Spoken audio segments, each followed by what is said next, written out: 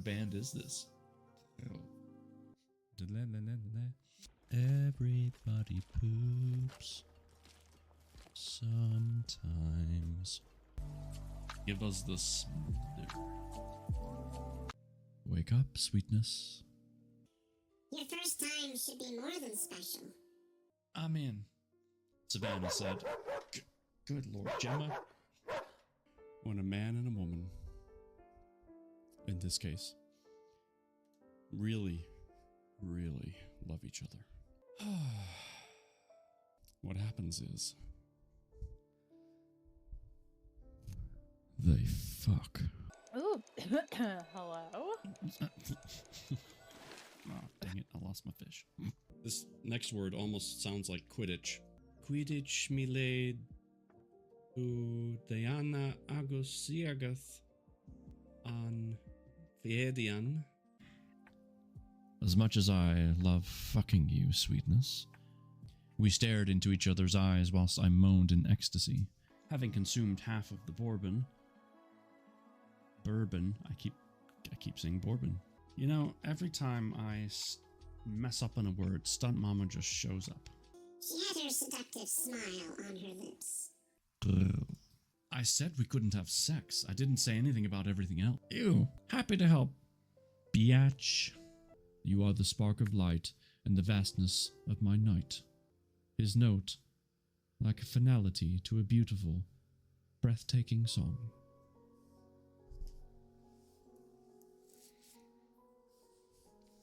Well, whoa, what happened to my camera? Hello. Let's how's that? Oh, that's a little better. Okay. Whoops. Yeah. The ISP guy was here today, so a few things got moved. It's fine. How's everybody doing? Stunt Mama's mama redeeming first place. Congratulations. You must be quite proud. An achievement above all achievements. Claiming first. Newbie, thank you for the lurk. I know you're enjoying some delicious food right now, and I am not. It's fine. I'm okay. Yep. And, yeah. Mitchell's here. Hi, Mitchell. Waving to me. Hello. Amblas. Good evening. Kay. Hi there. Totally. Absolutely. An honor like no other. I'm going to hang out as long as I can. I have a massive headache. Oh no. You are not catching any breaks, and I am so sorry. I wish there was something I could do.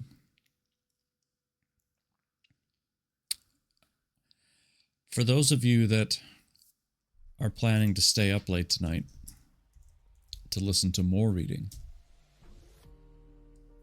that's the Discord of where we will be at 9 p.m. or thereabouts. Once we finish stream, we're going to hop into Discord and read Fourth Wing, which I have this cool little, look at that. I just need to figure out how to make it work. But yeah, Fourth Wing. Thank you. It happens when you deal with toddlers. Oof. Oof. Oof. I remember those days well. Fancy, I know, right? I just need to figure out how to make my OBS display in Discord. I know there's a virtual webcam option. I'm just not sure how to do that in OBS. I've done it in Slobs, in Streamlabs OBS, but not in the normal standard OBS, if you will. I'm sure someone that will be there can show me how to do it. I know there's a way. I just don't remember what that way is, if that makes sense. Anywho, that's for a later figuring out discussion, whatnot. Hope everyone's had a stellar week so far. Here's your puzzle this evening. Another clock. I can't believe we're coming to the end of this book. We're getting real close.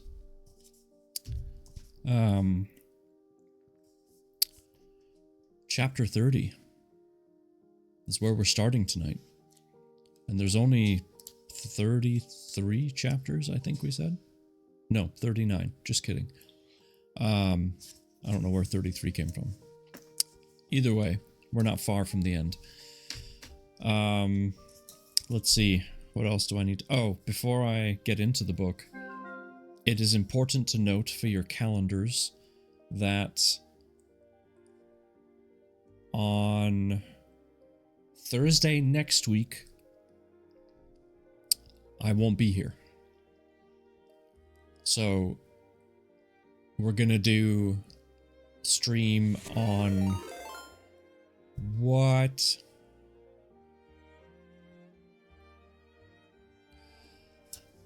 Alan and Bill the Duck. How are you, sir? How was the rest of your reading? Folks, Alan is a reader on Twitch as well. He is. Hola, how are you? I am great. Thank you so much. Let's do this. There we go. You messed that one up. Don't worry about it. Drum on a bum. I like that name. Beer, not babies. Oh my god. We're here and we're rating. Wonderful. 'Twas enjoyable. Thanks for lurking. Little annoying because my internet kept hacking up. I noticed that. I would not hear anything, and I'd go check on the stream, and I was like, oh, okay, yeah, issues. So I get that. I actually had my ISP come out today just to make sure that we were all good, because I was having some internet speed issues and whatnot. But we got all that straightened out, so yay for that. But welcome in, everybody. I'm a reading streamer as well.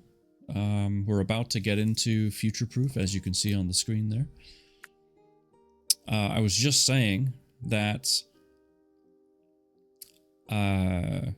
normally I stream Sundays and Thursdays. Thursday next week I won't be here, or the following Sunday because of scheduling issues. Well, I might be back in time Sunday night. I guess we'll have to see. If I'm live, there I am. But we'll be doing a stream on Wednesday instead.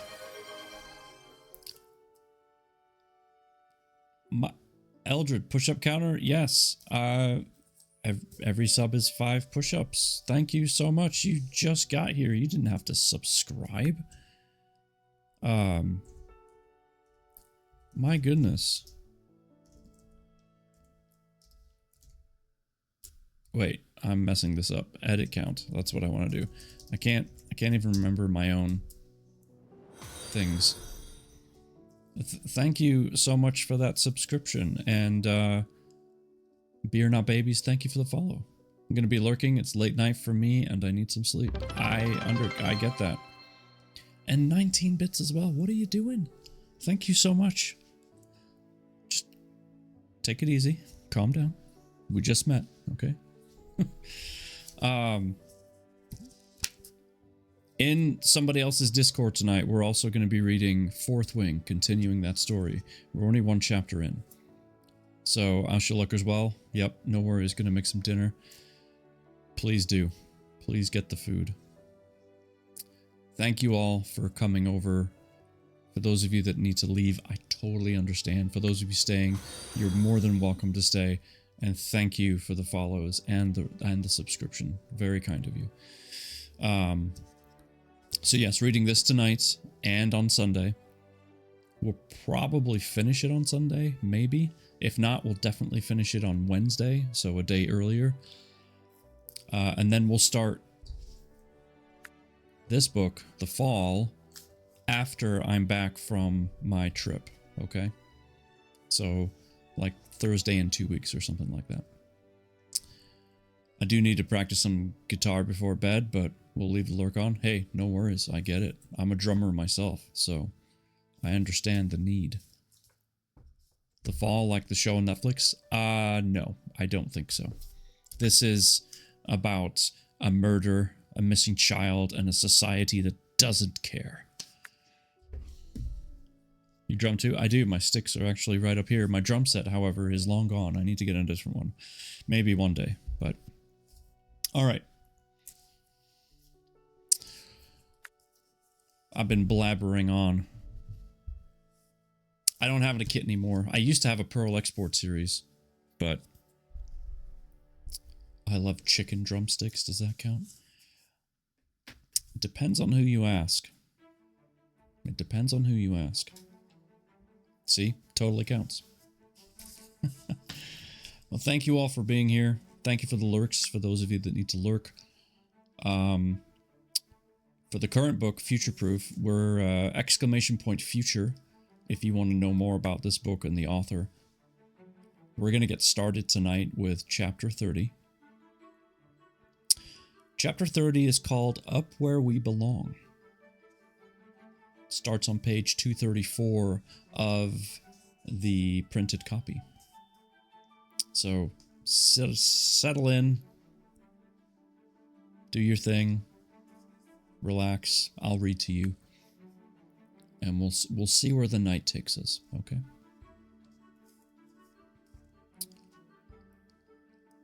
Killa, thank you for the lurk. I got you up on my screen. I see you. I see you. I know you can't hear me, but I see you.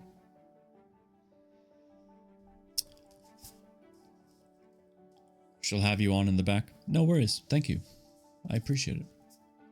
That's what audiobooks are for anyway, to have on in the background while you do your thing. Alright, Chapter 30. I texted Elizabeth on my way home. Game on. She texted back. Cool, phone me. I did and gave her an update on the happenings, focusing primarily on Dr. Ramos's death and the strange substance she'd brought to Dr. Yeager. Elizabeth had never met Janice, so I don't think it resonated with her the way it had with me. On the way home, it felt like a weight had been lifted from my shoulders. Of course, I had no idea if it would work and if I could fix what went wrong. But as long as I could get back to the point before Lucy and Chloe got into that car, it couldn't be any worse. Even if she ran off with Tony Carrios, she and Chloe would be alive at least. My friendly goth Uber driver dropped me outside the Perry Flowers unit on Friday morning. I pushed open the door, and an enclosed reception greeted me. This looked new, but I couldn't be sure, of course. The man behind the desk glanced up from typing when I hobbled in and said, "I have an appointment with Dr. Yeager." He said, "Orchard room," and waved me through. I lumbered along the carpeted corridor. Instead of Collis Labs, the rooms had names of flowers, which seemed more appropriate considering the facility's name. Daisy, Rose, Tulip, Lily, and eventually Orchid. I tried to skip a line. That's not helpful. I opened the door and entered a room with a desk, 3 padded chairs, a hospital-style bed, and a clinical trolley loaded with varying size syringes and bottles. It all felt strangely familiar. Dr. Yeager sat in an office chair behind the desk. 2 padded chairs were vacant, and the other supported the weight of a large woman wearing nurse attire. Her badge said, Claire Ingalls. She smiled at me, so I hobbled into the room and sat down. "I transferred the funds this morning, Doctor, so the money should turn up later." "Thank you, Sam." We chatted for a while, exchanging pleasantries. The doc's attitude towards me had changed now that I'd become a benefactor rather than simply a patient. Eventually, she said, "Now, let's begin with what happened to your wife and daughter." I sighed, but knew I'd have to do this. I relived the events from what happened nearly 20 years ago, but which I'd only known about for months with the doc. I hoped this had left a massive dent in my genome, which she could target with her magic potion. By the time we'd finished, I'd been blubbering and unable to control it. Dr. Yeager said, "I can see how painful this is for you, Sam. And whilst we cannot take those memories away, I'm hoping today we can target that area and perhaps help you gain some closure." I nodded, lay on the bed and waited while the doc fetched the nurse back into the room. The first injection slipped into my vein. I felt my eyes closing. Then nothing. The next thing I knew was a quiet, warm darkness, and the fact that I could move my body. All of it and the tingling that had infested my left hand had gone. I became aware of the regular breathing at my back. I turned in the bed, and there, sleeping beside me, I found the gorgeous, wonderful, beautiful, very much dead to the world, but at the same time very much alive, Lucy. Adrenaline flooded into my system. I didn't want to wake her, but I desperately wanted to touch, hold, and love her.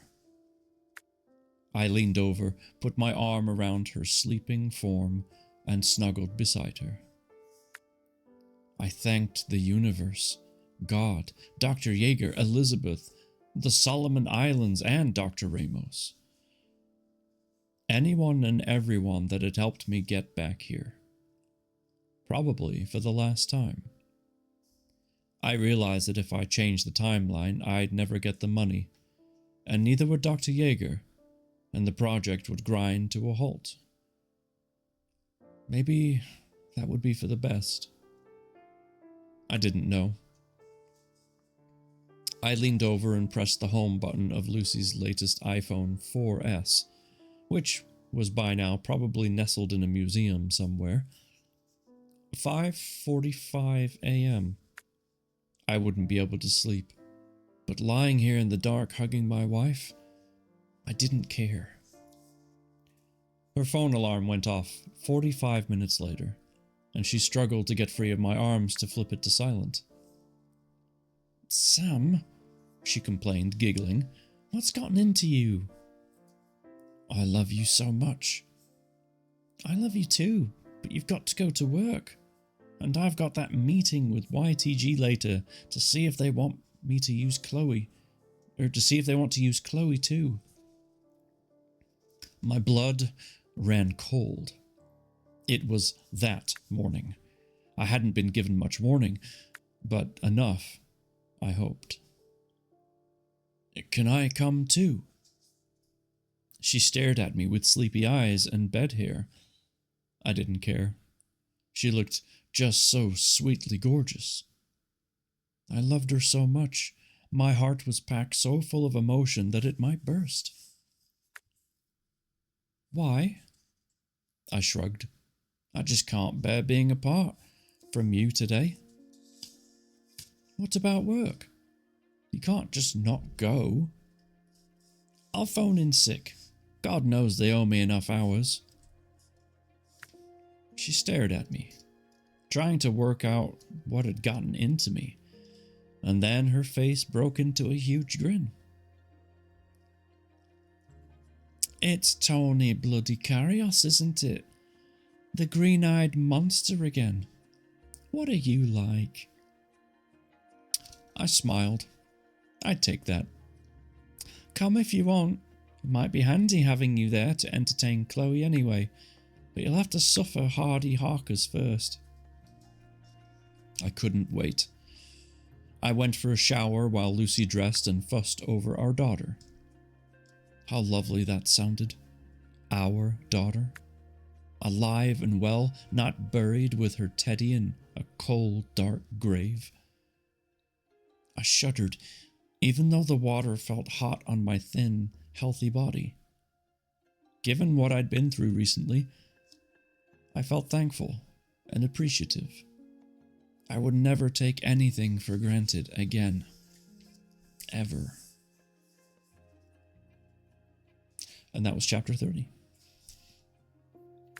So, he went to the organization, Perry Flowers, managed to, for at least one more time, maybe for the last time, use this chemical concoction to allow him to slip into the past to try and, save his wife and daughter from having a terrible accident which took both of their lives. And he woke up on the day of that accident, so.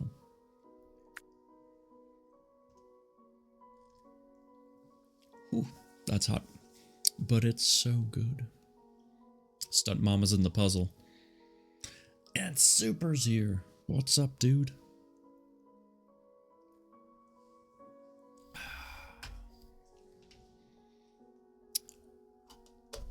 How are you, sir? I don't have any mods in here right now, so I am doing the shoutouts. I need more mods, actually. I only have the 2, and one's work schedule changed significantly, and, well, I don't know what's going on with Purple. She's usually here, but it's been difficult to get a hold of her, or in here lately. She's probably busy, and it's never required, of course. It just means I could use a few more able-bodied people to hold the sword, if you will. So if anyone's interested, let me know. Good man, how are you? I'm doing alright. I'm enjoying Future Proof, not that we have much left. And then, of course, in Stunt's Discord, we've got Fourth Wing. Looking forward to that. Looking forward to people making more fun of me for mispronouncing words. It's going to be great. Love it.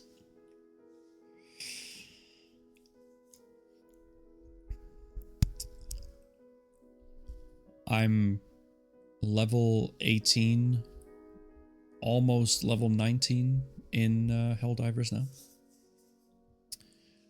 I don't know if it helps, but I know TIG allows VIPs to also do shoutouts.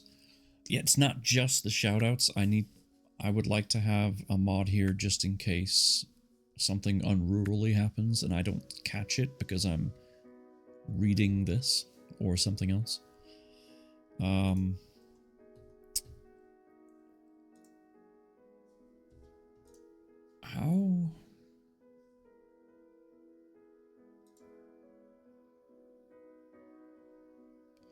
I'm not even sure how I make VIPs able to do shoutouts. That tasted purple. Oh, speaking of purple, hello.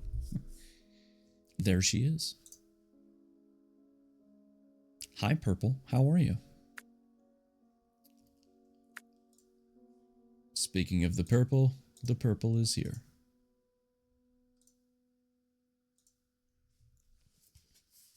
Who needs a shout?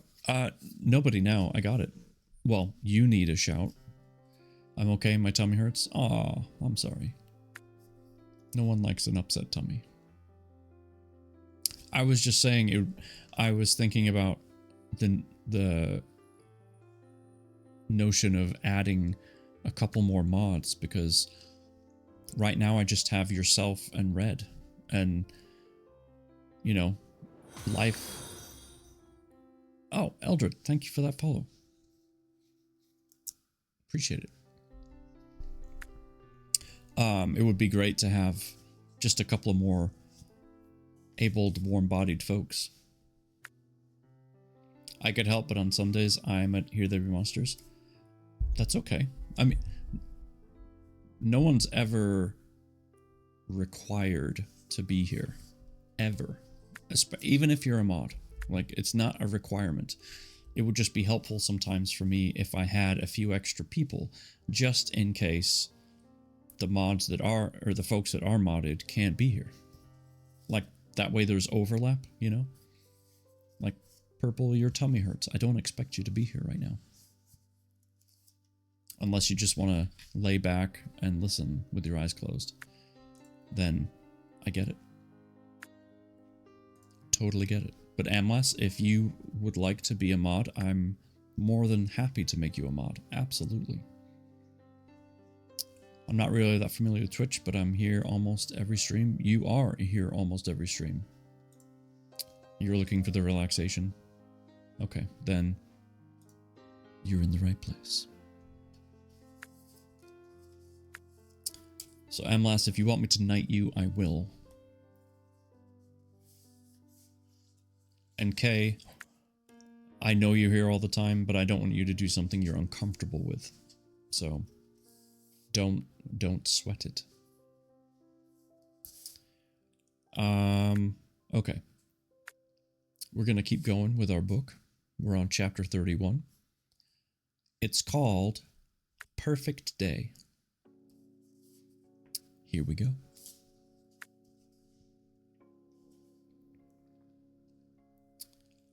Hardy Harkers turned out to be bedlam.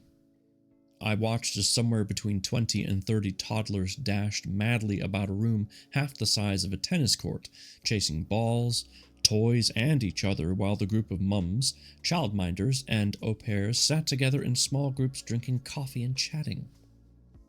I felt like an outsider, eyed suspiciously by a few of the yummy mummies. That's funny to say. But I didn't care. Later, in the head office of YTG in London's West End, I felt about as welcome as... Okay, this is going to be funny. I felt about as welcomed... I completely lost my line. I felt about as welcome as Donald Trump at a climate change debate, as I watched the advertising and TV executives poke, prod, and consider Chloe's suitability to play her mother's daughter in the series of ads. That's hilarious. Hey. They left me sitting in a small glass-walled room while they pondered and pontificated about my darling daughter. Lucy's eyes shone when they confirmed she'd be ideal. However, my highlight was when Chloe started to scream the place down after Tony Carrios picked her up. Lucy quickly grabbed her and thrust her into my arms while she, Tony, and the rest of the entourage disappeared to talk tactics or whatever they needed to discuss. Chloe and I found a canteen, and soon she had a smeared chocolate cake all over her face, and me. That's my kind of girl. Get some chocolate cake. I just laughed. I couldn't believe I was there, with my daughter fussing about cake. I tried to cuddle her, but she squeezed and wriggled and complained. Chloe was never a huge hugger. Still, compared to the last time I'd seen her, I banished the thought. I didn't need that darkness today. I cleaned her up the best I could, and even a sticky, chocolatey daughter couldn't dampen my wife's mood as we left the building. It had been the perfect day, she said. Purple, thank you for 75 bits. What are you doing? Just relax. Take a load off. Take a Tums. And just lay down. I got you. For the next however long, I got you. Thank you for the 75 bits.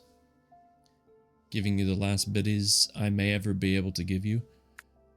Yes, that is true. March 14th, My affiliate status is being removed. I'm cutting the cord.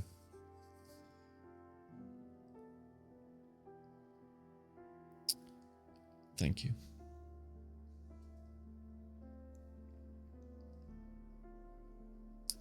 My heart ached at the thought of her being so happy and filled with the thoughts of the future and never getting to share it with me last time. This time. Or whatever. Taking a car into central London is not anyone's idea of fun, but today, with everything happening, I could see why it had made sense. Let's celebrate, I suggested. Lucy beamed. We'll need to go home first, get changed, and... We were going nowhere in that bloody car for the rest of today. We're up west already. Let's leave the car. I'll collect it tomorrow. It's in a multi-story. I'll pay the ticket for 24 hours, and we'll go from there. If we go home, Chloe will want to be fed, you'll faff about, and we'll end up not going anywhere. I don't faff. Lucy, you are the world champion at faffing. You're an artiste. I get that.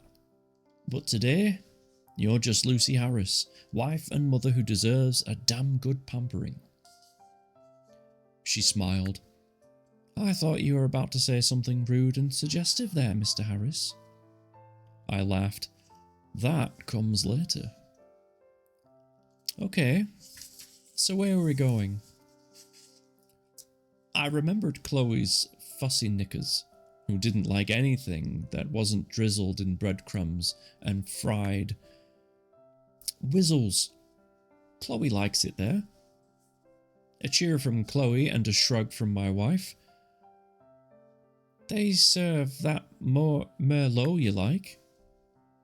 Whizzles were part of a chain of Mexican/Swedish fusion restaurants. The interior intentionally designed to resemble a school dinner hall. School dinner hall era 1969. But they did spicy meatballs and breadcrumbs and tacos that Chloe, for some reason, couldn't get enough of. Plus, they didn't mind kids making a mess. In fact, at times they seemed to actively encourage it. Yeah, okay, let's go. But I'm not in the mood for wine. I raised my eyebrows. Since when? She fished about in her handbag and handed me the plastic stick she'd sent me in a picture all those years ago, and not yet at all. I'd forgotten in all the excitement. I pretended to be puzzled, examined it closely, then grabbed hold of Lucy and swung her around, bumping into a bunch of young girls dressed to kill or thrill, depending on your point of view. One said, "Hey, watch it, you prick." Such a lovely turn of phrase. I was too happy to respond likewise and said, "We're pregnant." The foul-mouthed teen looked down her nose at us and spat. "Glad it's not me." She strutted off as fast as her silly heels would let her. "She's a credit to her parents," Lucy remarked, grabbing my hand. We walked slowly, mainly because the crowded streets made pushing Chloe in her buggy like an obstacle course. "I hope Chloe doesn't turn out like that," I said, gleefully, remembering that this conversation should never have happened. What an incredible life, or lives, I was leading. "No chance," said my wife. "Not with me as a mother." Very true, I thought. Whizzles was fun. Not the sort of place we'd have ever gone to before Chloe came along, but having kids changes everything in so many ways, most of which you'll never appreciate unless you get to lose them and come back to find them like I had. I'd never tire of looking at her beautiful little face, and when it eventually becomes a slightly spotty, scrunched-up, grumpy teenage face, I'm sure over the years she'll give me a reason to complain, worry, fear, and laugh, but at some point, in my 40th year, with any luck, I'll once again appreciate just what a lucky man I've been. Unless, of course, some other disaster awaited me. I recalled Elizabeth's words. The universe seems to have it in for you and yours. What if she turned out to be right? What if, no matter what I did, Lucy ended up dead? After all, she wasn't supposed to make it much beyond her 21st birthday. What could I do about that? No manual existed for this. Nobody had written any rules, guidance notes, or anything. Then I remembered that she hadn't died on all the trips. The one where I'd been with Hannah, she'd been with that rugby guy. So maybe the catalyst of death only applied to me. Did that make me a jinx? A harbinger of doom? Surely not. I noticed Lucy peering at me with a frowning face. I forced a smile back onto my lips and tried to banish those thoughts to the back of my mind. Tonight was a night for rejoicing. Lucy would think we were doing it to celebrate her new job and pregnancy, and it would be. But for me, it was about so much more than that. So much more. After dinner, we walked the streets of London for a while, unconsciously heading toward the bright lights of Leicester Square, Piccadilly, and, of course, Shaftesbury Avenue, where at least 3 of the theaters once displayed my wife's name in giant letters. I glanced over at her as we passed by. Her face remained serene and peaceful, but inside, I'm sure part of her missed the glamour, the curtain calls, the applause, and the sheer guts it takes to get out onto a stage night after night. I could never do anything like that, but it felt to me that Lucy had been born to entertain. She has this inner glow that lights up the world. Yes, I'm biased because I'm in love with her. I've always been in love with her. I always will be. Yet I'm not wrong. She's not unique, extraordinary, but not singular. I've met others like her. In the theaters where she worked and in the bars and restaurants after shows, they stand out, a special quality that draws others in, like moths to flames. When she was playing Isabella in the too short run of When the Wall Came Down, roughly based around the fall of the Berlin Wall, her co-star, Sharon Axel, a weird name, I know, shone with the same intensity as Lucy. The two of them together captivated audiences and fellow actors alike.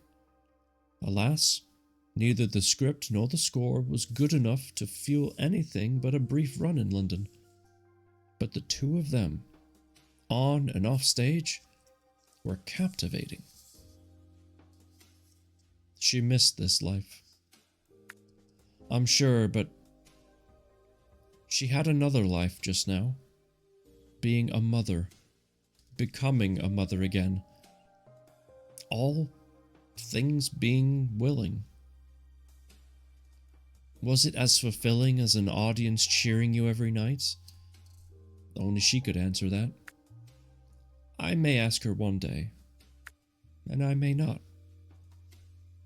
Somewhere inside me, I knew her potential had hardly been tapped. She had a deep well of ability that may never be completely fulfilled. But perhaps that's true of all of us.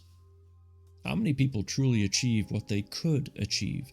And by that, I'm not referring to the bankers and those who con and sleaze their way to riches and fame, but genuinely those who could give back so much in kindness, achievement from hard work and practice, or form a pure talent that is nurtured and developed.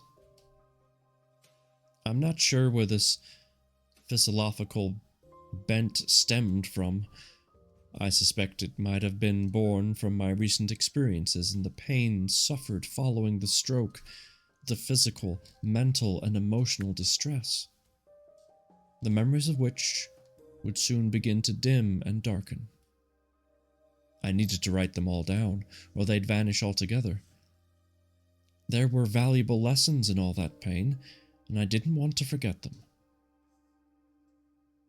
Chloe fell asleep, tucked up in her buggy, rug wrapped around her legs, keeping the chill night air at bay. We stopped for a drink at the bar with some tables outside, something that will become much more commonplace following the pandemic. But all that is yet to come in this timeline, and not something I can prevent. As I sat sipping on a beer, watching Lucy fuss over Chloe, I thought of all the pain and strife yet to come between now and when I would wake up again, none of which I could do anything to prevent. The Manchester bombing, the London Bridge stabbings, the Russian invasion of Ukraine, and God knows how many others. I don't remember.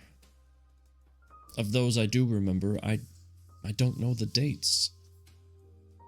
I took a pad from the back of the buggy, which Lucy had used to make notes during the meeting earlier. I wrote down as many significant events that lay ahead as I could remember. I also made a note to myself to buy as many shares as possible at the beginning of the pandemic, as they will mostly recover by the following summer. I scribbled down a few other things I could quickly recall. Donald Trump becoming president in 2017, Leicester City winning the Premier League in 2016, and a young lady named Emma, I'm just gonna say this last name. I have no idea if I'm saying it right. Emma Raducanu. Winning the US Open tennis in 2021. Our funds needed replenishing after crashing in most of the shares to buy our house. I hope the version of me that returned to this body would take the scribbling seriously. I made a little note at the end, which I hoped would help. Then another, as an afterthought. We finished our drinks and headed home. We talked about everything and nothing, both on a high. Lucy because of her wonderful day, and me because of the wonderful life I'd never truly appreciated until now. Frank Capra and Jimmy Stewart, eat your heart out. Chloe woke up as we tried to lift her from the buggy into her bed. She moaned and got grumpy, but Lucy soon soothed her off to sleep again. She'd been a terrible baby for sleeping, but a great toddler, and once she fell asleep, she rarely woke up. Lucy ran a bath with Bubbles, and I joined her in the tub. Something we used to do a lot until Chloe came along. Lots of bubbles, soapy sex, and usually Prosecco. But tonight, 2 mugs of tea rested on the shelf at the end of the bath, a sign of how things had changed and would change further with the new life growing inside my wife. I remember a colleague at work, Tony Warden, had offered some advice shortly after Chloe had been born. Your first kid, Sam. It's a great leap into the unknown. You worry about everything. Colic, cot death, child abduction, child abusers, carbon dioxide poisoning, childhood cancers, child cardiac problems, colds, chills, carcinogens, clean air, contamination of their food, and loads of others, all beginning with C. As you'll have noticed, it's not a coincidence that children and childhood both begin with the letter C. He'd missed one. Car crashes. But he did give me some insight. Tony had 4 daughters aged between 4 and 12. What you'll find is the first child will get corseted and fussed and worried over. The second slightly less so. By the time the third comes along, you're a dab hand at it. By the time the fourth one pops out, you'll just toss it onto a soft play and head for the pub. I'd laughed, knowing he'd been joking. Hoping he'd been joking. But he had a point. Chloe had been so precious, and we'd been so scared of her getting hurt or harmed. Still, babies, as we discovered, are tough little buggers, and not easily damaged by the occasional fall or deterred from trying to give their parents heart attacks by drinking out of the toilet. That's gross. Sticking their fingers in plug sockets and deciding the TV would look better smashed on the floor than sitting on the drawers in our bedroom. That particular incident remained fresh in my mind for some reason. We'd both rushed into the bedroom. Chloe had looked up, pointed to the TV, and said, "Broken."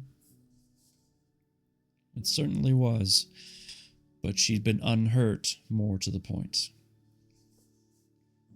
I stared across at my beautiful wife. She'd got slightly distracted by a ragged nail on her finger and nibbled at it, somewhat cross-eyed, trying to fix it. It allowed me to stare at her without her knowing. "Why are you staring at me, Sam?" "Because you are so beautiful." "It's not like you to fire me compliments. Not that I'm complaining. We have a great life, don't we?" Nail now fixed, she focused her full attention on me. "I suppose we do. I've always thought that, but I'm not sure you always did." "I do now. I can't imagine being anywhere else than with you, Chloe, and whoever that turns out to be." I poked my toe gently into her tummy. She giggled. Of course, I didn't have to imagine what my life or various lives would be like without her in it, but I couldn't tell her that. Would I ever be able to? Maybe one day I'd have to. Later, we made love in our cozy bed, the rain and wind hammering off the window. It seemed to do that a lot when I returned. But then we lived on a tiny windswept island in the North Atlantic. We lay entwined, Lucy, warm, sensuous, and scented with bath oils and sex, slipped into a quiet, deep sleep. I lay awake for a while, listening to the weather raging hard outside, and wondered what the next few years would bring. I'd hoped I'd now live with them without further disasters, but even if I did, I wouldn't remember them completely when I returned. The memories would drop in, and the current ones would fade. But I'd never be completely whole. Maybe as much as 10% would be missing, but 90% of the memories with my wife and family is better than 0%. Which I'd left behind or had left in front. I still found it incredibly confusing, but then who wouldn't? Eventually, I slipped into a contented sleep, my first for months, perhaps years. And that's chapter 31. They made it through the day. Nobody perished. Success.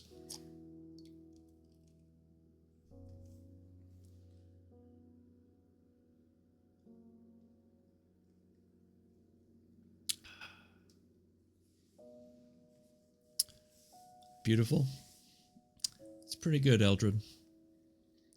Mama House Gaming. How you doing? Well, I mean, how do you know? Well, I mean, they made it through the day, past tense. So, maybe I perished and you wouldn't know? Well, what the heck? That's a deep, dark thought. Don't ever say that.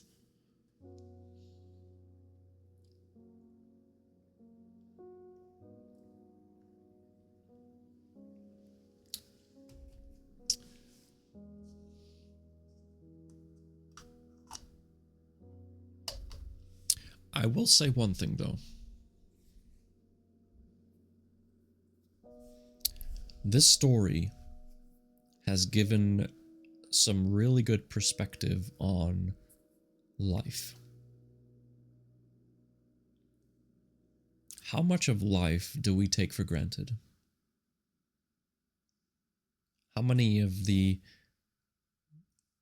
normal day-to-day things do we just do because it's autopilot or it's considered mundane and normal? I think we all have those. It's kind of a human nature thing. But when you read a story like this, it kind of puts perspective on those things, doesn't it? Like, for example, most days of the week, I take my son to school and I pick him up from the after-school program. 3 out of 5, usually.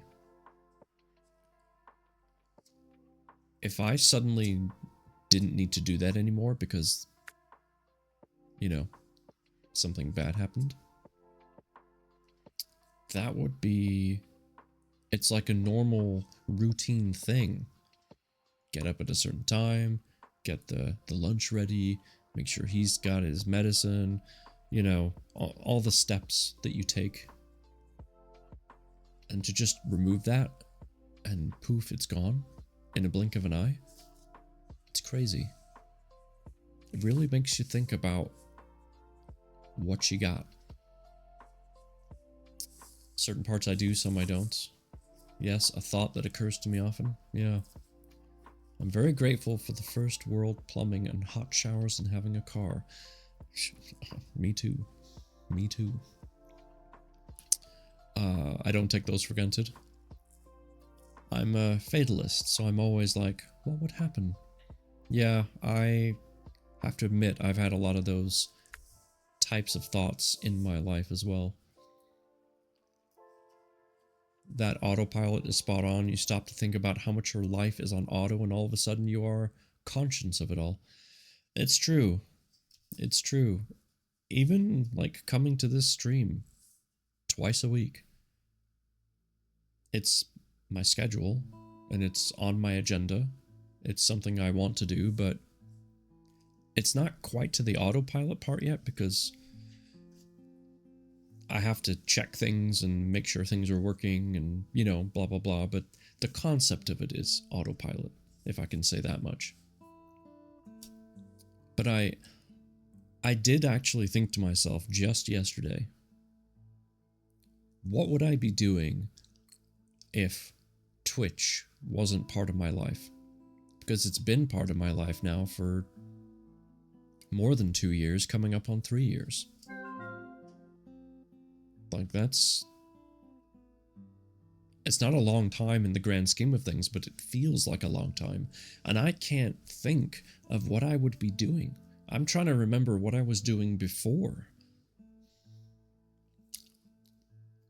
Like, I've met so many people through this platform that if Twitch was suddenly just gone, I feel like a part of me would be missing. It sounds weird, but it's true.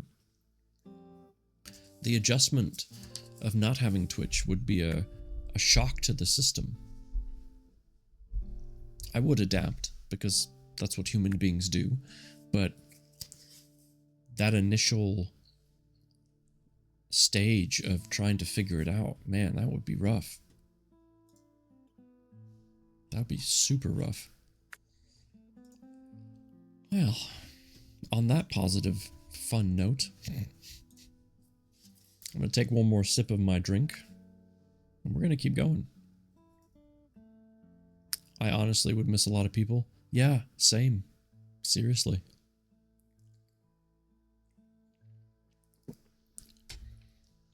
That tea's good. And I've had the amazing honor and privilege to be able to meet some of these people in real life. An opportunity that I grabbed onto very tightly with both hands. I love chatting and get to know people. Same.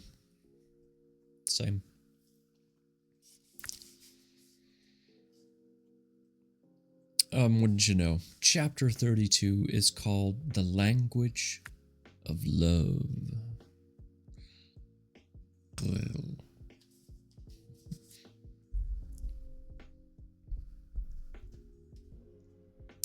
I got to meet Stunt Mama's mama.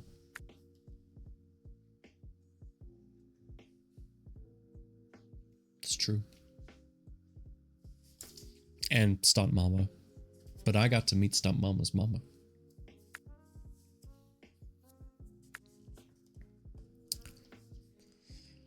All right. We're on page 248. I will remind you that this story finishes on page 313. 65 pages is all we have left. It's crazy.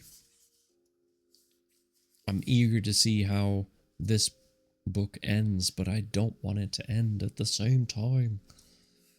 It's always like that when we get a good book, so you'd think I'd be used to it by now, but I'm not. All right. Here we go. The Language of Love, Chapter 32.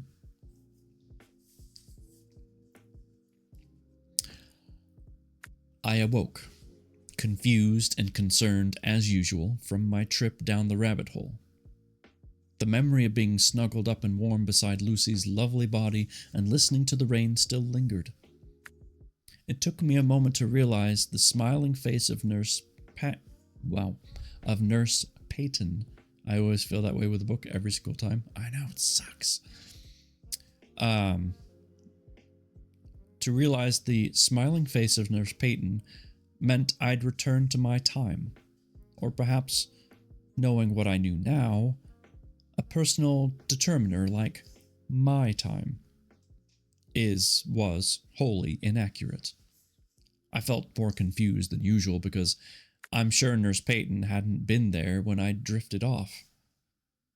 That's true. Nurse Peyton wasn't there when he went under. It was somebody else. So that's interesting. I could hear the nurse and Dr. Yeager talking to me, but I wasn't taking anything in yet. The warm fuzziness following a day with my family hadn't completely dissipated. I also needed to know what had changed for me. For a start, I could move my left arm and leg. No stiffness remained from the stroke. That meant I'd either made a miraculous recovery, or it had never happened. I glanced down at my slim body. I'd come in here wearing sweatpants and a hoodie. I now wore jeans, leather boots, and a fitted shirt. The blimp had vanished again. My body felt in good shape.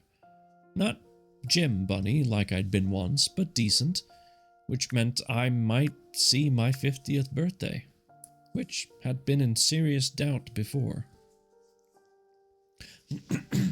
Excuse me. I tuned into the doc. She looked tired, with bags under her eyes, and her makeup had been applied in a rush.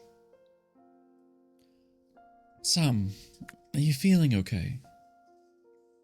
I smiled and took a moment to consider her question. If I tried to answer it honestly, considering all that had happened to me, we might be there a while. Instead, I said, I feel pretty good. How long have I been out? Nearly 3 hours. We'd started to get concerned, but your vitals all seem fine. Better than when I came in, anyway. Dr. Yeager raised her eyebrows. You look the same to me. I know. I replied.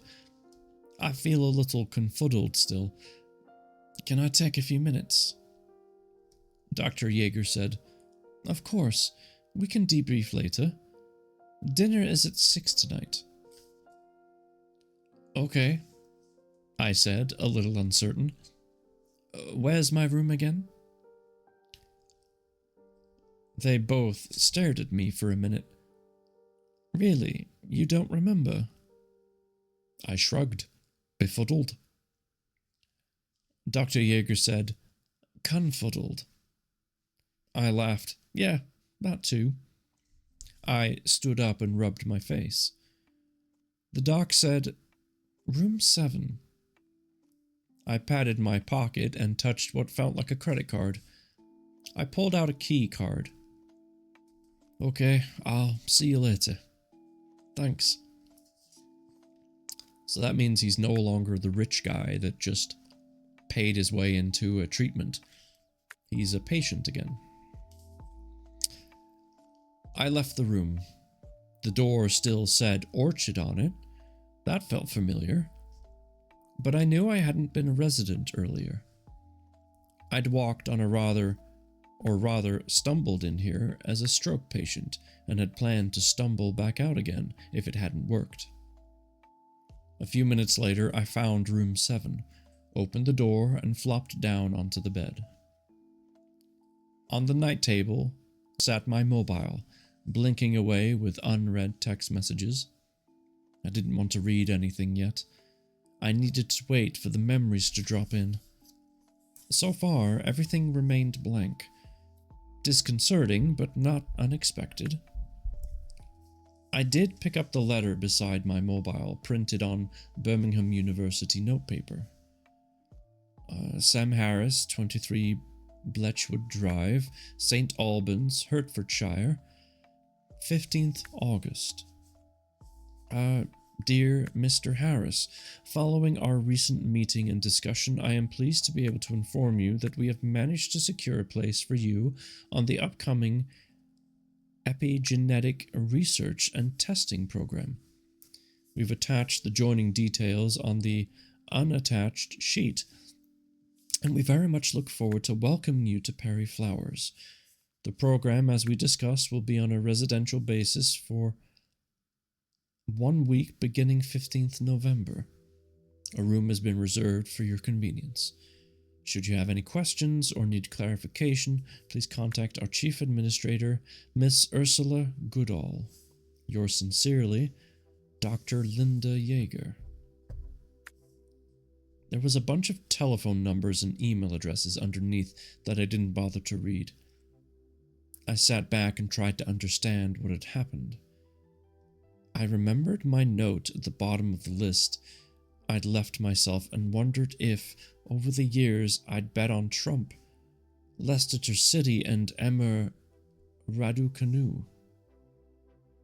The most significant change seemed to be that when I'd waddled into Perry Flowers, having handed over a load of cash, it had been early May, and now I was back in November.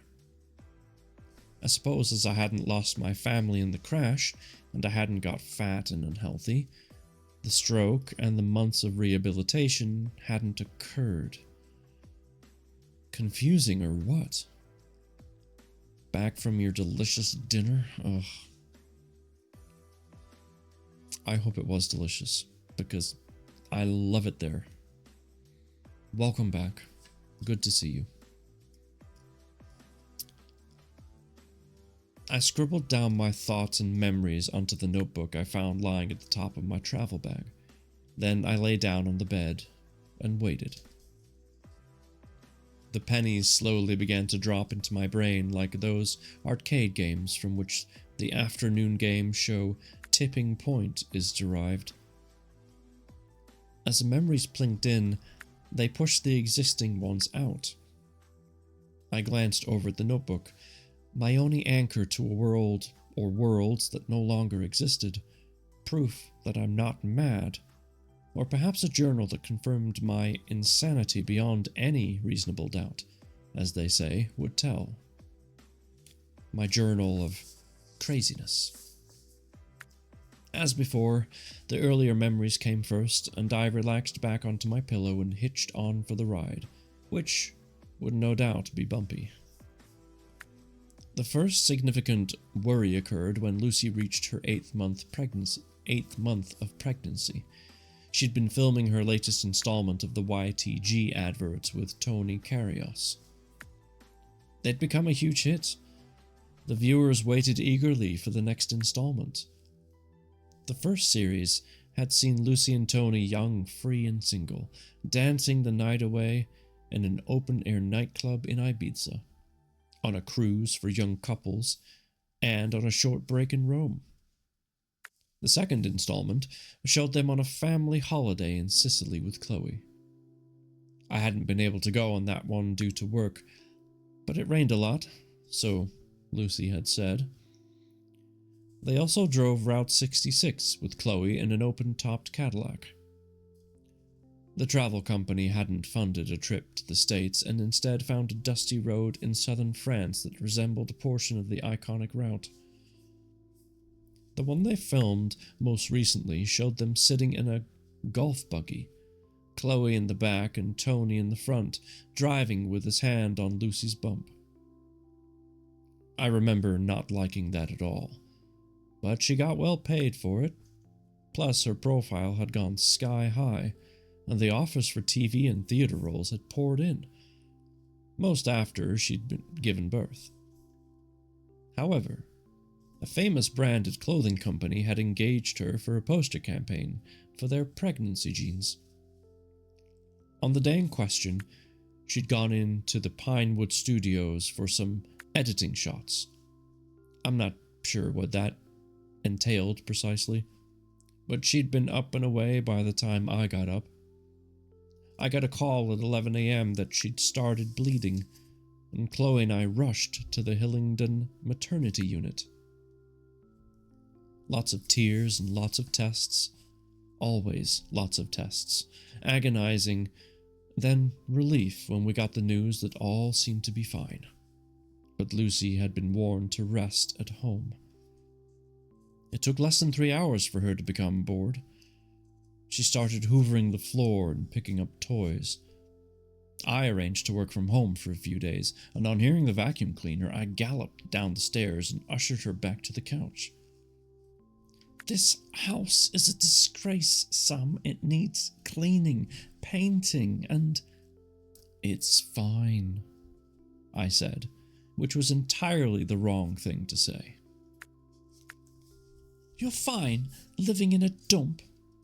It's like that student flat in Edinburgh. You know what? It's worse." I surveyed the room.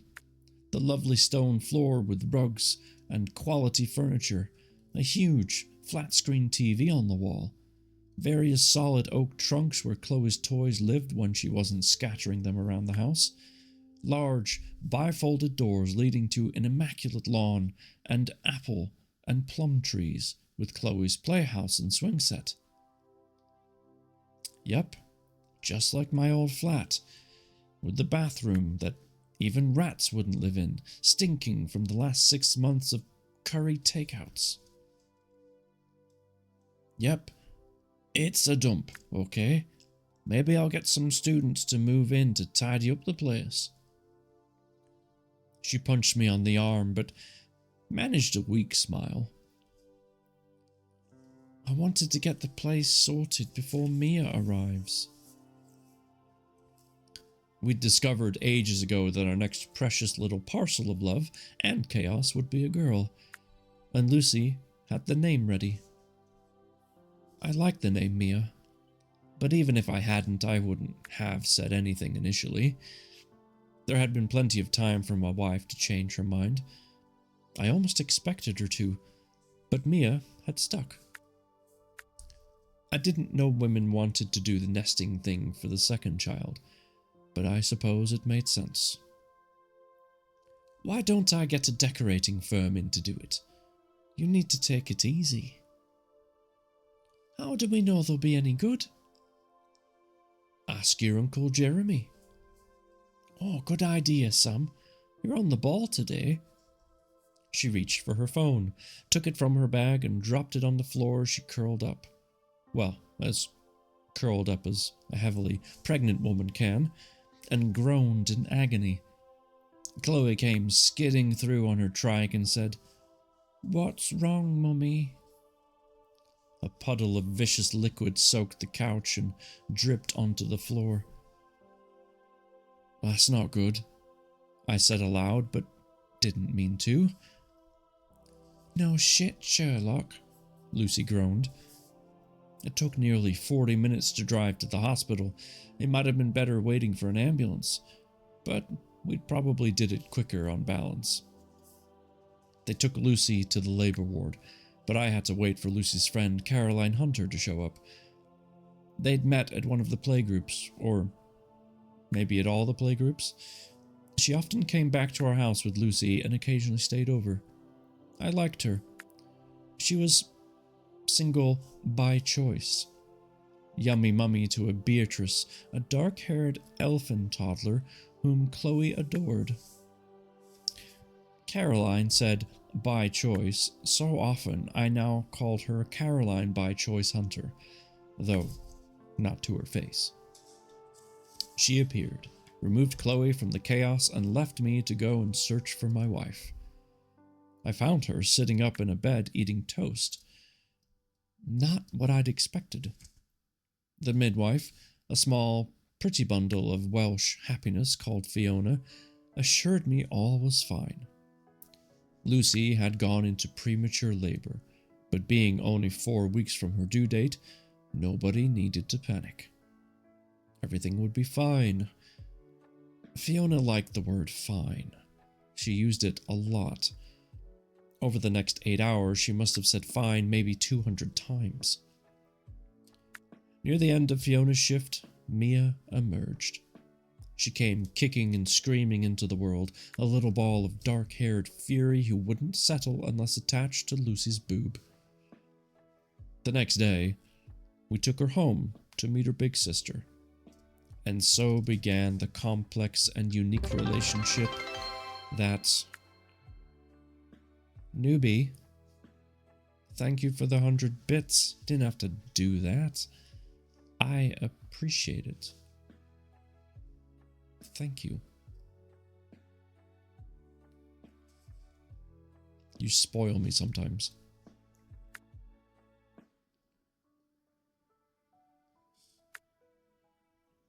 Hooray, bits.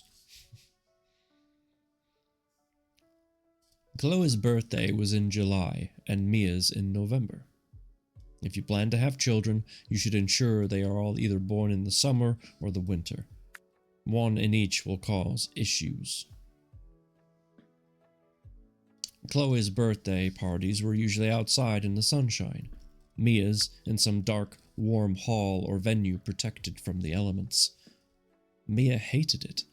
As she grew older, she said to her mum every year near her birthday, "Why couldn't I have been born in the summer?" Lucy never came up with an answer that satisfied her. Mia turned out to be hard to satisfy at the best of times. Chloe's nature had always been easygoing and relaxed. Mia's hyper and easily bored. The memories were dropping in quickly now. The night Caroline, by choice, Hunter... Okay, thank you for the 20 bits. Y'all don't need to start making a theme of this, you know. I just appreciate you. Please know that. But I thank you all the same. Sincerely.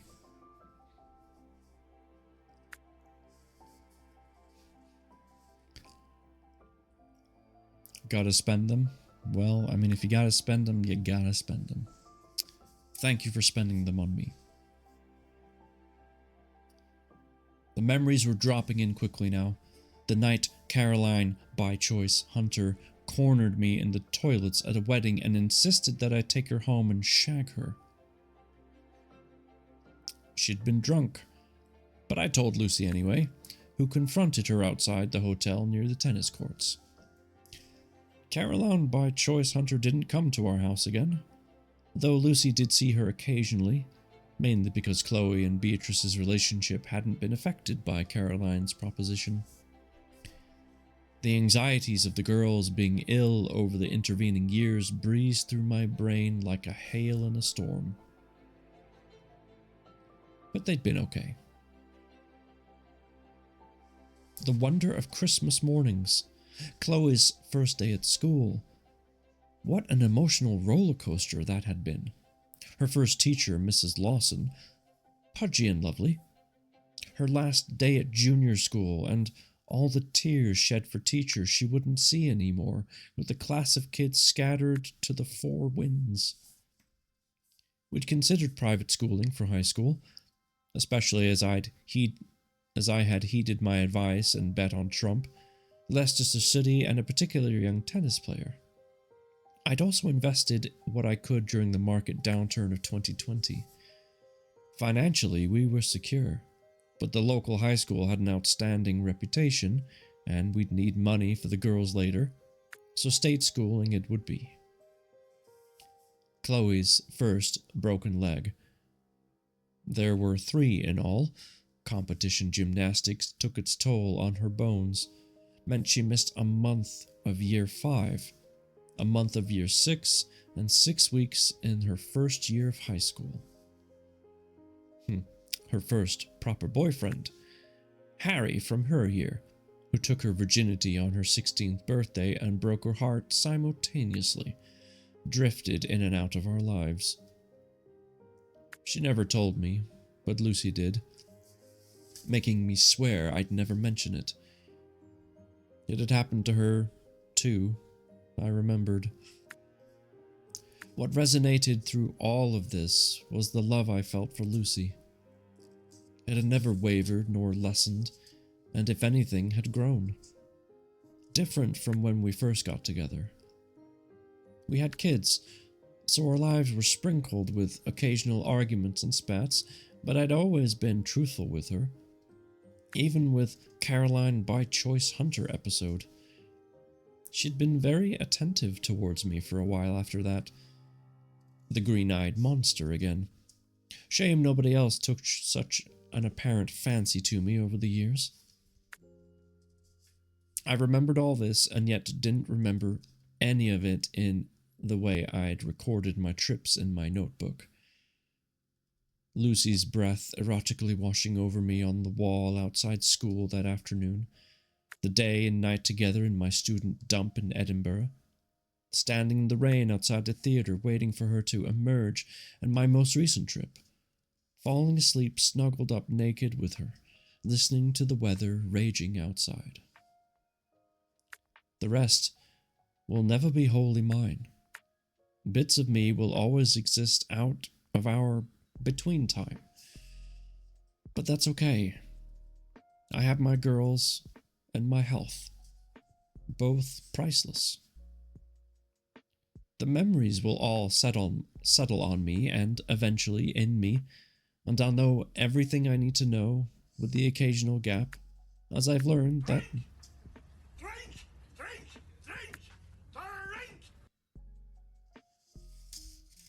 That's a good idea. Especially with my hot tea. Don't stick to the... That's not helpful. Thank you. Cheers, everybody.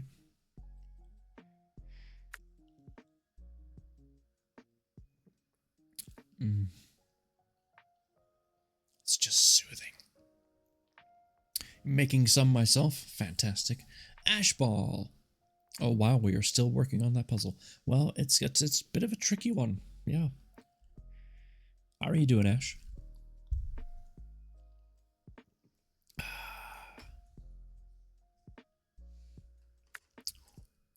Are you ready for some Fourth Wing later this evening?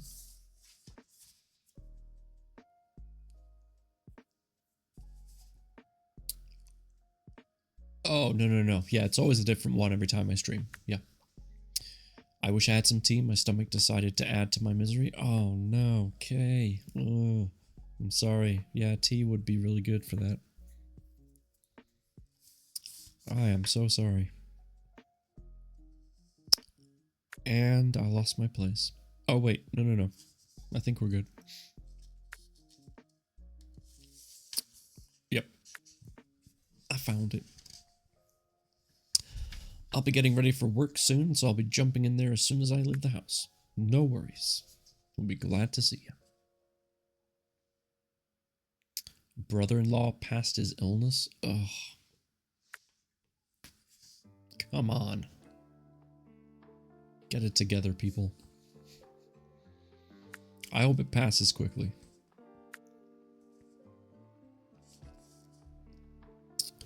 Let's see. Talking about the memories. That's right. Some fragments remain in the cloud. Whether that's a physical or metaphorical thing, I don't know, and I probably never will. The next piece to drop in was when I approached my 40th birthday. I'd driven something of a wedge between us. I suspected I knew the reason, but my memories hadn't arrived yet. Despite that, I felt elated. We were all alive and well. We not had any more children, not for the lack of trying, but we had 2 beautiful, healthy daughters, more than enough for us. We knew we were lucky, blessed in ways neither of us knew at that point. Bearing in mind that the younger versions of me had no idea the older me had been, or what the older me had been up to. He just proceeded as if life was this effortless, wonderful journey. Me too, the spouse is immunocompromised. Oh, so you gotta avoid each other. Eesh.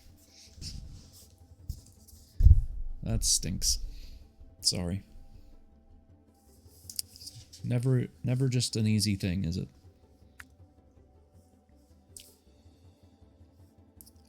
A few years ago, I bought my wife a MacBook, digital audio software, and an expensive keyboard. She'd not been playing the piano much over the years, and now with the girls at high school, it seemed like an ideal time to indulge herself. I often came home and listened to her latest masterpiece. Her early efforts were a bit shit, if I'm honest, as she got used to her software. Although she'd starred in 7 big stage musicals, she found that belting out a number on stage and singing in a studio mic were completely different things. Plus, she'd be her own worst critic. What sounded perfect to me, she pulled apart and agonized over. Lucy's normal speaking voice also had a trace of a Spanish accent, which had always puzzled me as we'd grown up in Wigan. But perhaps it was a hangover from rabbiting away in Spanish with her mother. They still did that when they didn't want me to know what they were talking about. On stage, she was adept to taking on various accents. American Midwest for Oklahoma and Cockney for Eliza Doolittle, for example. However, she discovered her own singing voice had that Spanish hangover that made words like leaving sound like living. I liked it as it gave her words an exotic twist. However, Lucy disagreed and tried to banish it in her compositions. As her frustration increased, I began to wish I'd never bought the stuff for her. Then, one Friday, when I rolled in from work early, she sat me on the sofa, put headphones over my ears, and played one of the most beautiful songs I'd ever heard. I didn't know she'd written it at first. I thought she'd downloaded a track from somewhere. But it was her composition, a piano-based melody with some upbeat synth elements called The Language of Love. She wrote a few more, then sent them off to some of her show business contacts who passed them on to other music business people.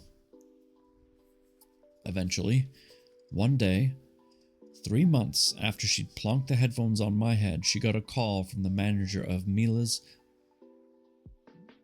Minto Mila's, a Danish-British girl, had been headlining festivals across Europe most of the summer, and she wanted to record one of Lucy's songs. It became a top 10 UK download, and Lucy's life as a songwriter began.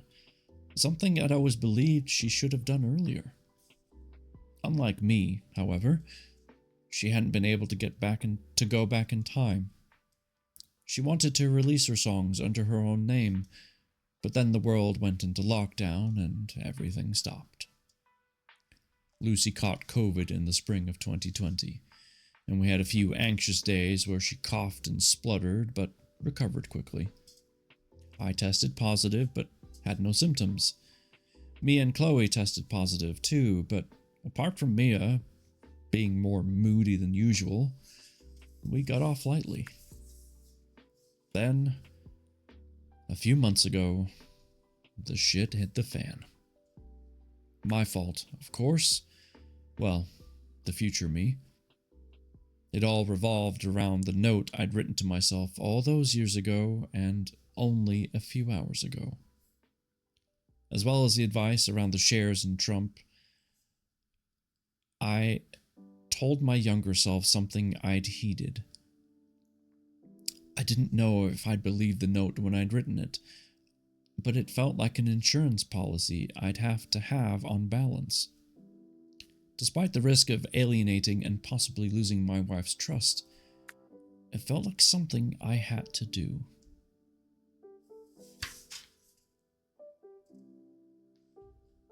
That's the end of the chapter. What the hell was the note? I don't know. How are we supposed to know?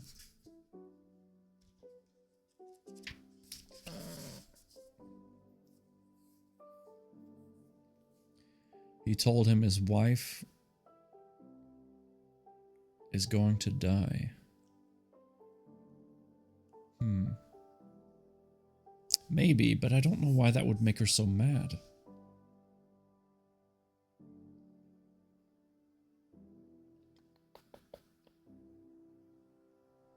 B12.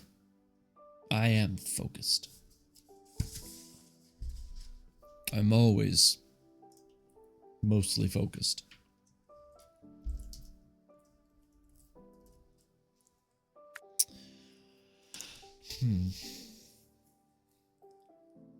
Shh, I'm puzzling. Really? What would he have written in the past to help his future self that would at the same time make Lucy that mad?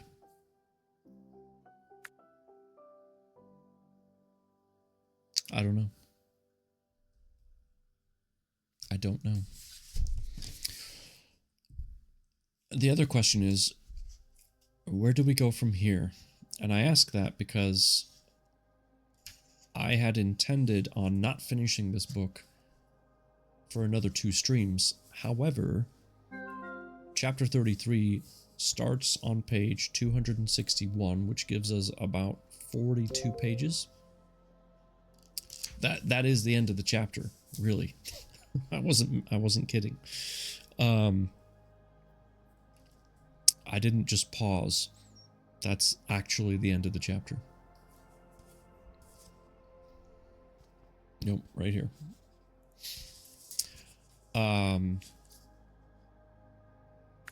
We only have 42 pages left, and my intention was to make this last a couple more streams. Sunday and Wednesday, and that way we could finish before I would be gone for a couple of streams worth. You know, that way I didn't leave you hanging. But if I keep going right now, we're gonna have nothing left. Let me see how long this chapter 33 is. Wow, I can barely turn the pages because we're at the end of the book.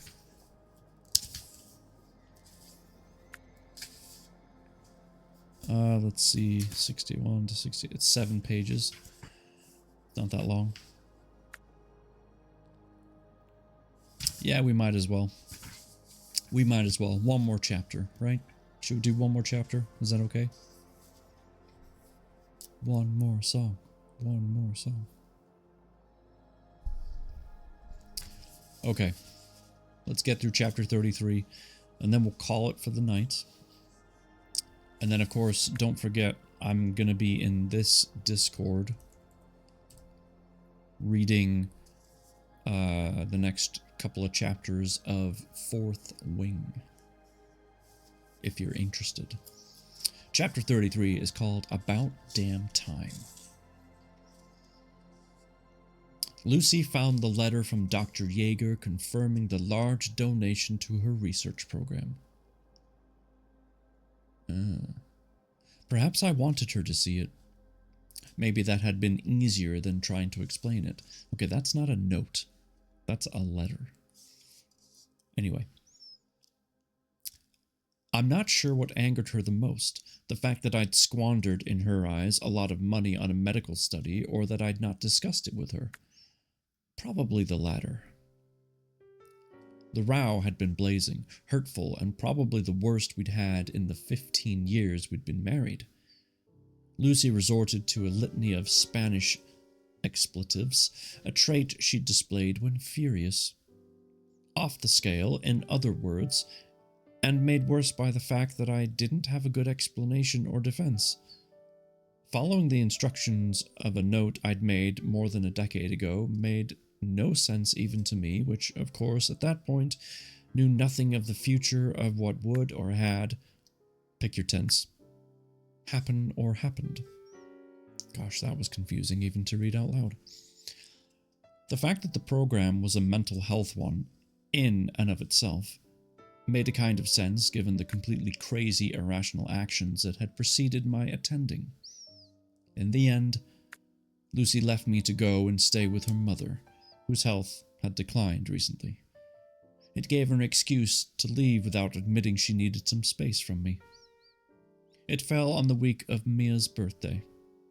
Lucy had planned to take the girls out of school, and for the four of us to fly off somewhere hot and humid for a week, partly to appease Mia's complaints about being born in November, which had never diminished, and partly because we needed a break. St. Lucia had been the plan, but they went to Wigan without me instead. Neither Chloe nor Mia would speak to me, mainly because Wigan in November is not as pleasant as St. Lucia in November, or in any other month, come to that. I felt terrible. I'd apologized and tried to explain more than once, but nothing I'd said made sense. And why would it? The fact that I'd made a few very profitable bets and predicted a substantial stock market fall and rise didn't seem enough to override the irrational decision to gift a considerable chunk of money to a bunch of strangers, nor sign up for the said program run by the same bunch of strangers. Funky Rican. Hi. Haven't seen you in a hot minute. You do know I'm turning off my affiliate status March 14th. Just wanted to mention that. But thank you for subscribing to me. That is super kind. And that allows me to bump up the push-ups to 10. How are you, Funky? I haven't seen you stream in over a month. Over a month.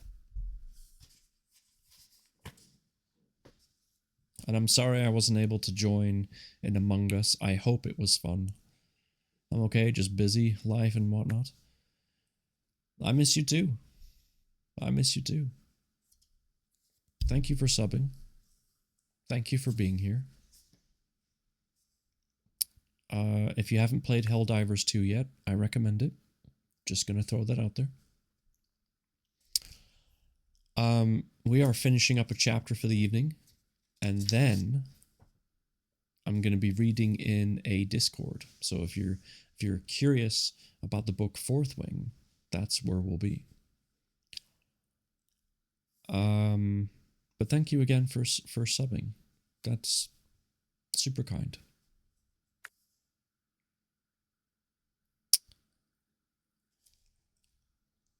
All right, I found where I was. We're about halfway through page 262. Only now... Wait, why did the music stop? Oh, it hasn't stopped. It just hasn't clicked to the next song. But I got it. Only now that my two selves had melded together did everything make some sense. Still, even with my newly acquired knowledge, I'm not sure I'd be able to persuade Lucy that anything about what had happened had any logic attached to it.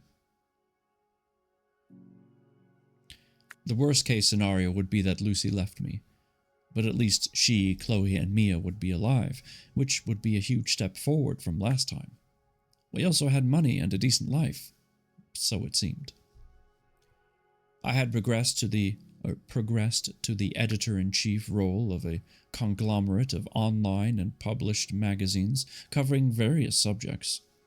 Lifestyle, including cars, boats, trains, and more obscure topics, to widely distributed puzzles weekly, computer reviews and tips, an in-house magazine for large corporations and even small governments. We even had a magazine that reviewed all of our other magazines, which sounded almost as bonkers as time travel. I earned a generous salary with bonuses stacked on top depending on the distribution. Lucy had returned to her first love, theater, now producing and directing in addition to acting, depending on the contracts available. COVID had hit Theaterland hard, and appetites had changed. Shorter, less lavish, for that read less expensive, productions were in vogue with smaller budgets. Having someone like Lucy who could produce, direct, and star delighted the backers. One salary instead of 3. Cast sizes had also been scaled back to ensure a run could recoup the initial outlay much quicker. Her songwriting had tapered off as she came home most evenings exhausted. There's nothing like being creative for 12 hours straight to stop you from being creative the rest of the time. A knock on my room door pulled me from my thoughts and back to the present, whatever that was. I padded across the room to answer it, reveling in the fact that I was partially paralyzed and weighed less than 12 stones compared to earlier that same day, which boggled my mind. It felt like walking on air. Angus greeted me. "Hey man, dinner's nearly ready. You hungry?" Angus! It felt like an age since I'd spoken to him. It had been months in my reality, probably hours in his. I realized the urge to hug him. Sure. I'd also been amazed he managed to utter a sentence without the word shit in it. I still hadn't grasped that I'd been transported back onto the program in November. I slipped on my shoes, closed the door, and walked beside him. "Italian tonight? I bet the lasagna's shit," he complained. I smiled. Regular service had been resumed. He sat beside me at dinner. The other residents were mostly familiar. Molly remained Angus's main focus over dinner. I noticed another attractive woman had joined us. Early 30s with blonde hair pulled back into a ponytail and blue eyes that nervously scanned the room. Her name badge said Karen. Angus occasionally glanced in her direction, but she didn't notice. I wore a wedding ring, as did Amanda.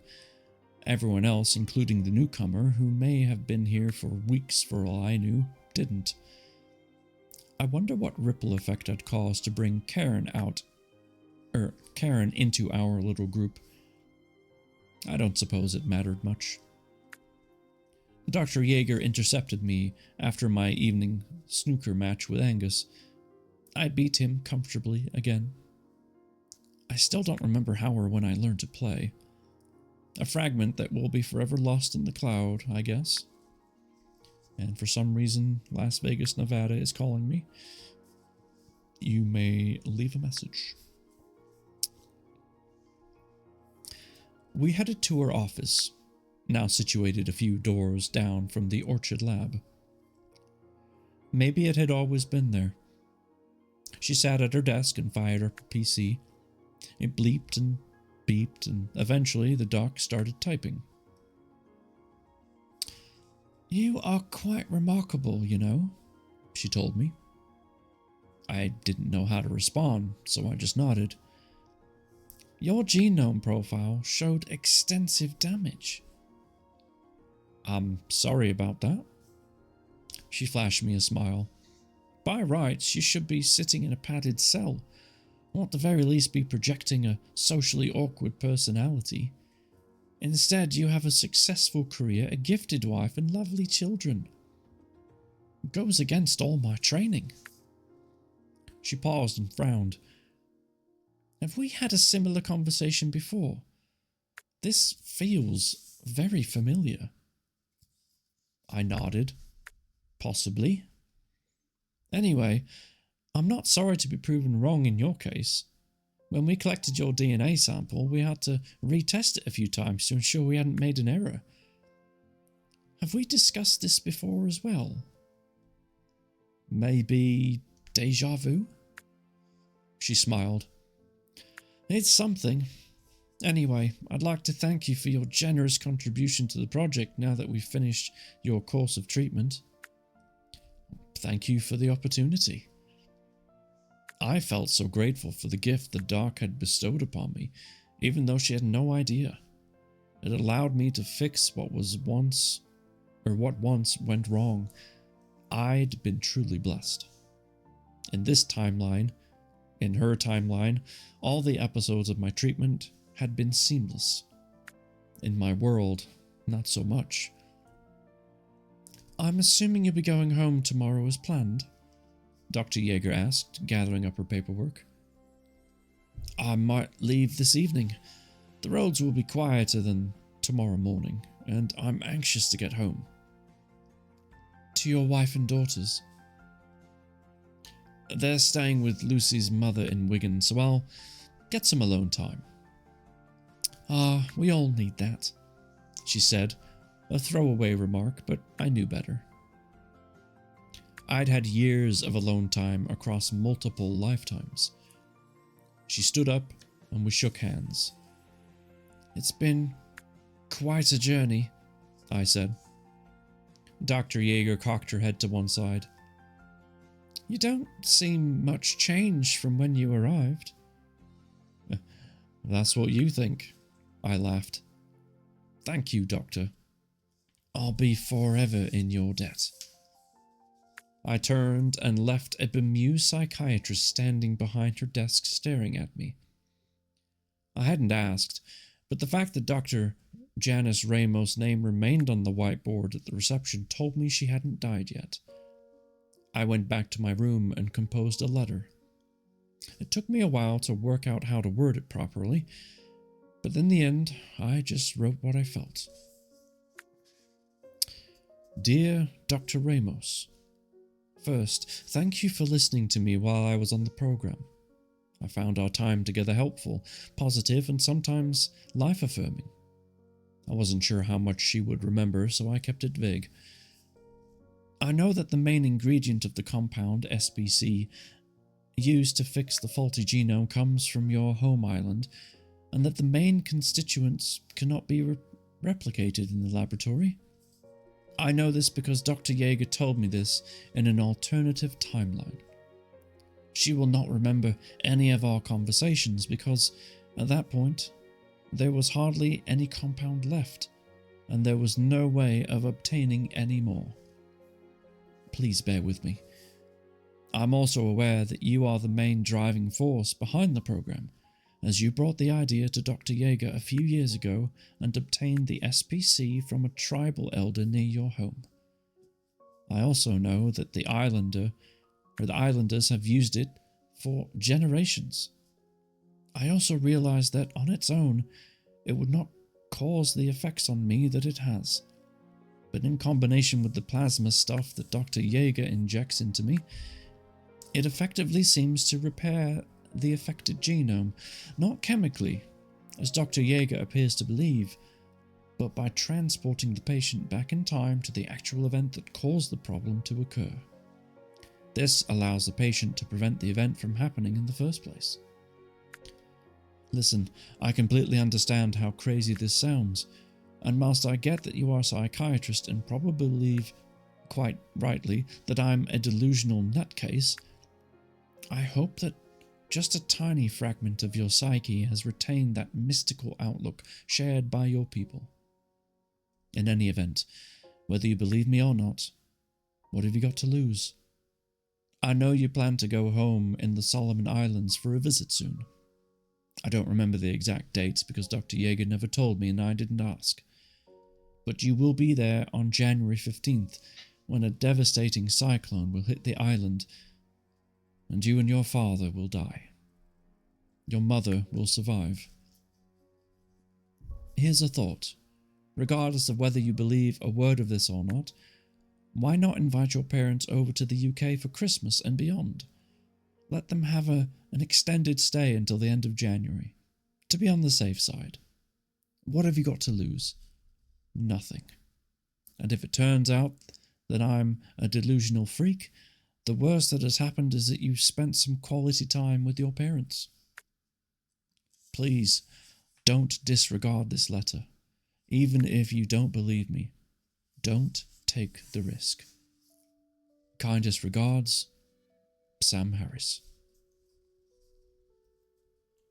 I didn't know how she'd react. She might discuss it with Dr. Yeager and move to have me assessed and sanctioned, tossed in the bin, or hang on to it and consider my words. Anyway, I'd done what I could.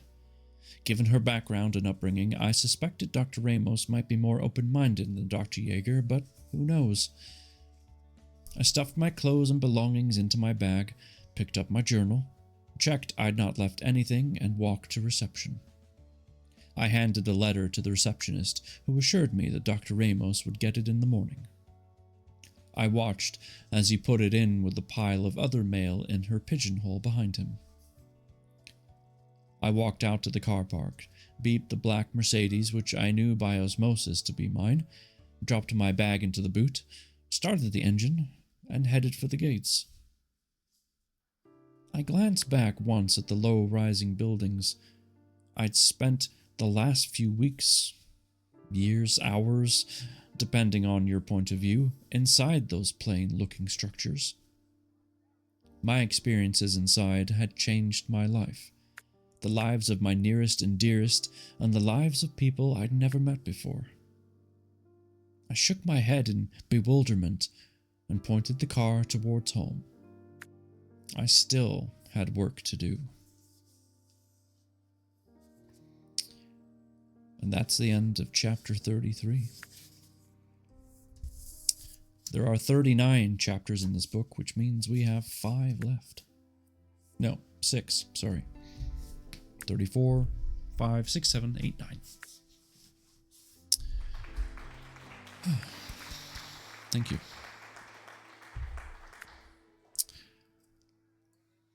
So I guess the question is Dr. Ramos gonna give Sam a call?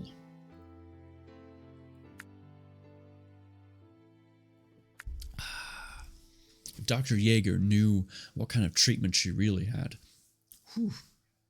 she could make billions. I'm headed off to bed. Take care and thank you for the gentle read. It was awesome and calming.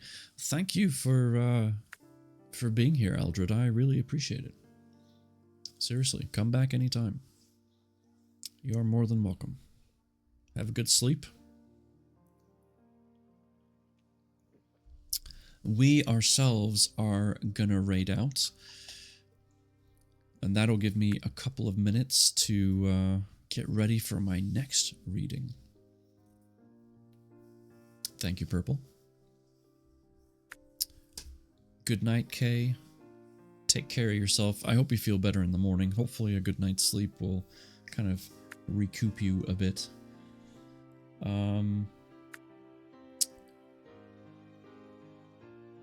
Oh, I know who we're gonna raid. I haven't been able to raid this guy in like freaking forever. It's gonna be awesome. Let's see. I know how to do this. Let me just make sure I spell it right, because that's like my worst fear every time.